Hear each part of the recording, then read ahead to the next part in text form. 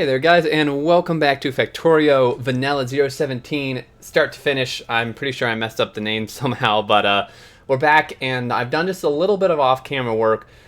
You guys gave me some really good feedback in the last video where I asked about if you wanted to see a lot of stuff on camera, off camera, and the majority of you said you wanted to see everything on video. So that's what we're going to do. I know I said I just did some off-camera work, but it's stuff that really you didn't miss much. I just moved this copper line over. If you remember, it was up here and we had these splits going down. I moved it over to where it should be. So it's the first of 4 here. And then also I just set up some gears, which are super simple. Just splitting some iron off. It was absolutely chewing through our iron, so we'll need to get this second belt going in the near future. But it's, you know, just iron gears outputting onto a belt here, which comes up and over again, leaving this 2 space between the second circuit belt and the first gear belt here. And then I've expanded our smelter a fair bit, again, because it was just chewing through all of the iron. So that's kind of, I also had a bit of a tussle with these power poles, man. I have a vendetta with these small power poles. Spent like 15 minutes trying to get these things to line up right, and I still don't think they're quite there. So I can't wait till we get medium ones, but we now can because I've turned on green science, and again, you didn't really miss anything because we built the whole thing last episode. I just connected the belts where they needed to go, which was really just the gears at this point. We had the gears coming down here, and then one over here. I've added a box here, limited to 1 stack, which you can do with this arrow like that. Or X, rather. And then this thing here with a few stacks of belt. And then we have green science over here. This can actually be pulled up 1. And we have our labs. So we finished all of the red science we can possibly do. We're going to now move on to, of course, red and green. First thing that I'd like to do is get this. Because now we can, once we get that, we can do medium power poles. Granted, we will need steel, but setting up steel is something I'm going to do this episode. We could do automation 2. I'm just going to queue up a bunch of stuff. Military 2 for this piercing ammo and grenades will be really great. Grenades against trees, mostly. Advanced material processing for sure. Logistics 2. And that should last us for a little bit. I'm actually going to make a couple more labs here. We're about to run into this cliff. I think I can fit just 2 here? I'm actually not sure if I can fit 2. Yeah, not really. This is unfortunate. This dang cliff.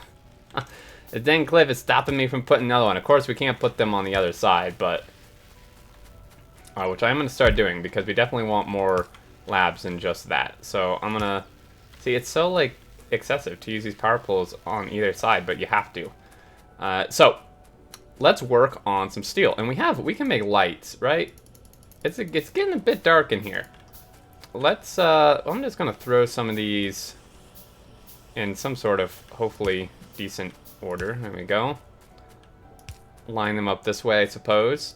Just kind of throw them here and there, make it so it's not so dang dark. Smelting provides, I guess, a little bit of its own light, and it's already messy enough without lights. So steel, there's many different ways you can do steel. Steel's obviously made from iron. It takes 5 iron to make a steel plate, and it used to take 17.5 seconds before this update. However, if you read the patch notes or you watched my update overview video where I cover pretty much all the new stuff, they changed the spacing of things on belts to where the belts now carry a bigger amount. Yellow belts now carry 15 items a second. It was like 13.3, and I believe I mentioned this some point earlier in the series. So this used to be 17.5, and iron used to be 3.5 craft speed, so it was exactly a 1-to-1 ratio. They've changed this to 3.2 craft speed, and this to 16, so if we take 16 and divide it by 3.2, we get exactly 5. So again, and I'm, like, I knew this, but I'm doing this for you guys.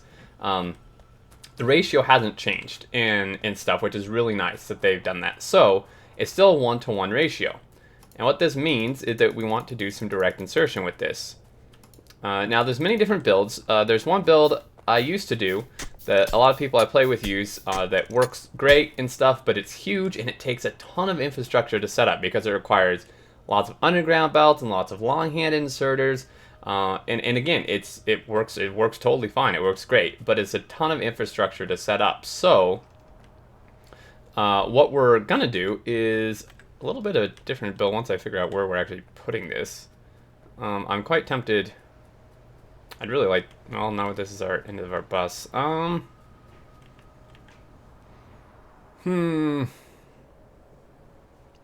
guess we should just kind of. I'm gonna copy paste this whole thing here. I guess we should start really laying out where we want stuff. So this one is gonna go here. Obviously, the belt's in the way, so it's gonna mess up a few things, as are these power poles. But really, I'm just doing this for spacing. So this is our 4 copper smelters, right? 1, 2, 3, 4. And then I'm gonna put iron, or not iron, steel up above this. And the build we're gonna do here is a build similar to what speedrunners do. And these power poles are, of course, all wonky with the ghosts, but we'll fix that later. Now, there's something I should clarify. Speedrunners use this type of build because the way they set it up is really quick to set up, and it's cheap. I'm gonna not, like, the way, I don't know the exact order in which they set things up, so I'm not using it because it's quick to set up. I'm using it because it's a lot cheaper, material-wise. It requires a lot less infrastructure and stuff than the other build. Okay, so we're gonna have coal. This is fine-ish. You know, these power poles are actually just going to constantly be in the way, so cut power to our whole factory, of course. I'm gonna run them. Yikes. Okay. I'm gonna run them over here. Something like that-ish. And then we can start building this way. So this build looks something like this. I'm not sure I'm gonna have room.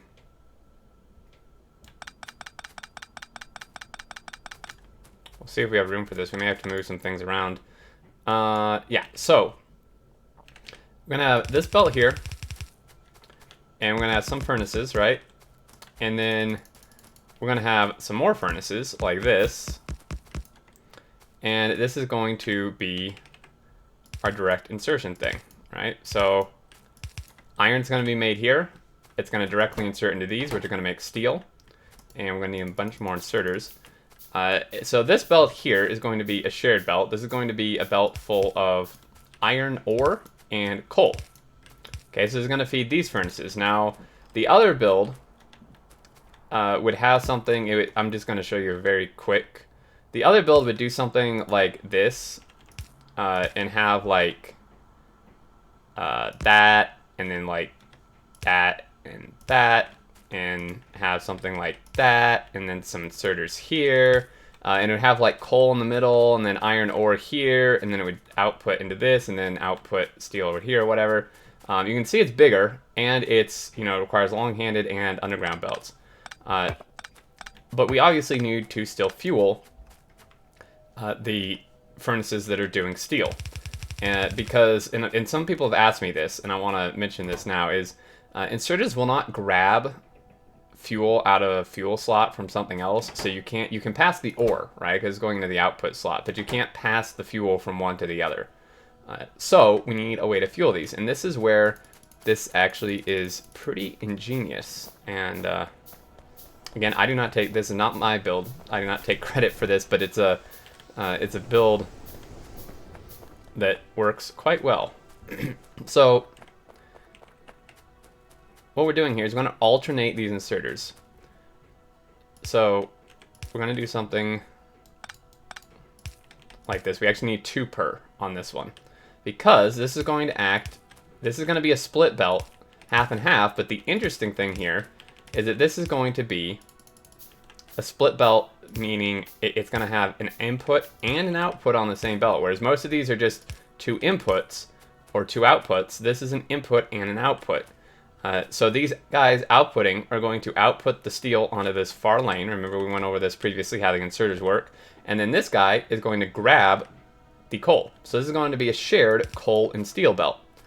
And obviously we don't want coal on our steel belt later on, so we're going to use our awesome splitter filter ability, which I'll show you, priority ability, which I'll show you in a minute, to make sure that the coal doesn't continue through the line past where we want it.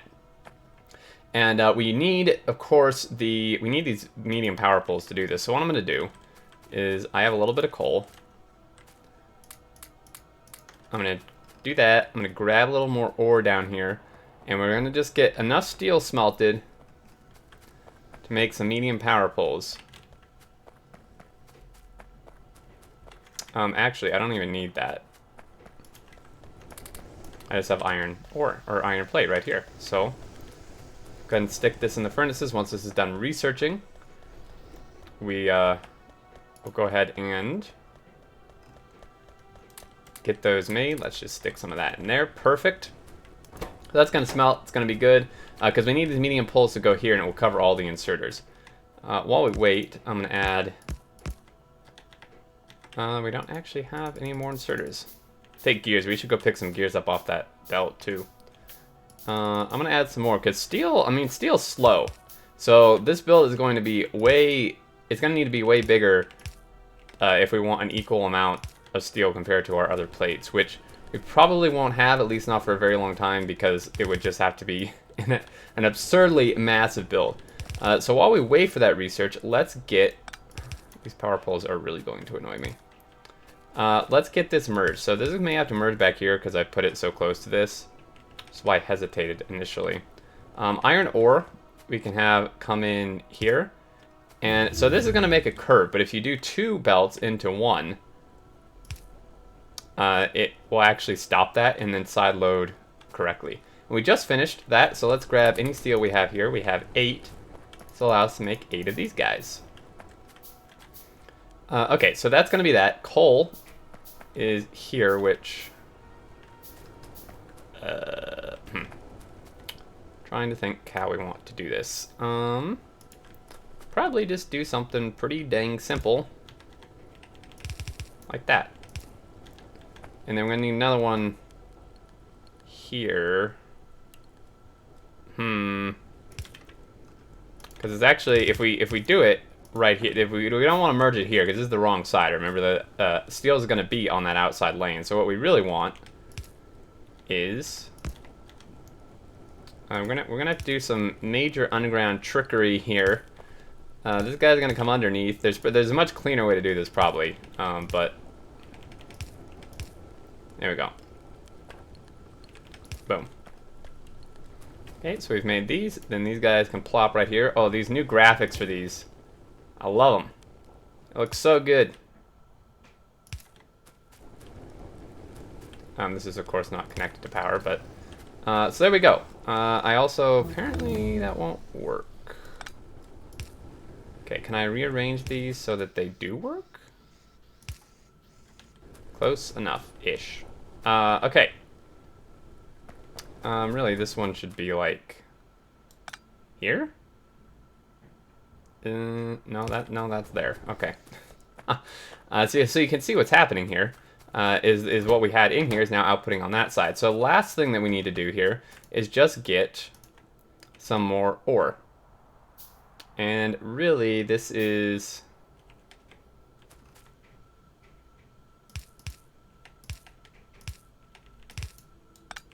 I'm going to pull this back because it's going to be a little bit in the way if I do it there. Oh, there we go. Almost out of belt. Pretty much out of iron as well. So let's, before we continue that, let's make some more of these or not. Let me yoink some of these gears. There we go. Do that, and then we're gonna grab some belt here and get that set up, which is a huge accomplishment. Again, we do need to make a lot more labs. This is going a lot slower than I would like it to. So we have this patch is not very big, unfortunately. And it's not very rich either. If you mouse over here on the map view, you can see it only has 246,000, which may seem like a lot, but it's really not. It's really not that much. Now once we start making steel and making higher level science packs and stuff, it'll go away pretty dang quick. What I'm gonna do here, you could do separate lines, but that gets a little messy. in my opinion. So I'm going to just split off this one. Later on, this is not going to be ideal because we will need like a full line for each smelter, but that's a ways down the road. And right now, steel is just my priority. I keep lining this up wrong. Okay, here we go. Boom. So that's going to send this down here. Half of it, at least. It's going to merge onto here, and this should be automated then at that point. And this is what? 2, 4, 6, 8, 10 furnaces. It's not very much. You know, again, this takes 16 seconds, which means that you don't even make 4 in a minute. You make 3 and some change per minute. So we have, I already lost count. What was it? 10, 2, 4, 6, 10. So we make like 30-ish, 35-ish something steel a minute with that amount of smelting. Just not very much. It's not very much at all. So I'm going to actually set up a bit more of this. It is fairly ore heavy too, remember, because it does take these 5 iron plates. So, and then I also do want to show you guys how we do this splitter trick to get the coal off of it when we want to. Okay, so input there, and then this guy. It does take a lot of small normal inserters, but not having to make all those underground belts and stuff is pretty significant. I done goofed. There we go. And then this guy goes here, I think. Something about the spacing seems very wrong. Maybe not. Yeah, because that skips. If I do that. Okay. That's just gonna have to work. Oh. Okay, so if we bring this down, we're gonna bring it way down here, because this is gonna be a very long line. But what we'll do is I'm actually gonna cut it like here. And what we're gonna do then is we're gonna take a splitter. This splitter will move again because we're gonna expand this line, but I really don't want the coal flowing all the way down there right now. So what we're gonna do is take this and break it because I don't want the coal. And if we do output priority, right, and then we need to put a filter. And what we do is we say steel. If I clear this, it's only gonna let the steel through, right? Because it's outputting, it means everything is going to this side of the splitter, and the only thing that's actually allowed to go through at that point is steel. So that's how we can make it so the coal doesn't go there. There's some other ways with belt merging and stuff, but this is the easiest. So we now have steel. And really, where also is... What do we need for this? This is our next pack. It's a very long way away. We need fluid handling, which we need engines for. So let's add engines to that. Then fluid handling. So oil is really going to be the next major step for us. But in the meantime, I would like to make some more labs. Can't make very many, because we're out of circuits. There we go. And what's our pollution looking like? What's our time looking like? I really should set a timer is what I should do. We're almost out of time. Let's add in these labs. So I've made, what, 4 more? We also have inserters here. I've just been too lazy to come down here and actually pick them up.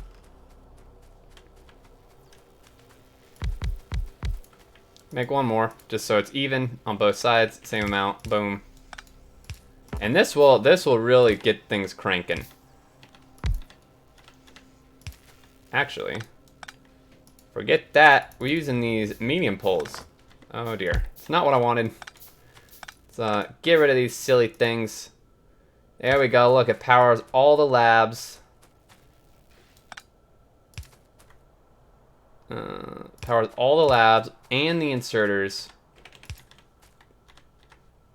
And there we go. Fantastic. So that's going to get these things really cranking. We can now make steel furnaces as well. We're not at a point really where we need that. Now, one thing to keep in mind, though, that I should mention, is the steel furnaces, while we're not at a point where we need the extra production and to clarify why it's extra production, is they have a crafting speed of 2 opposed to the crafting speed of 1, so it's double the speed.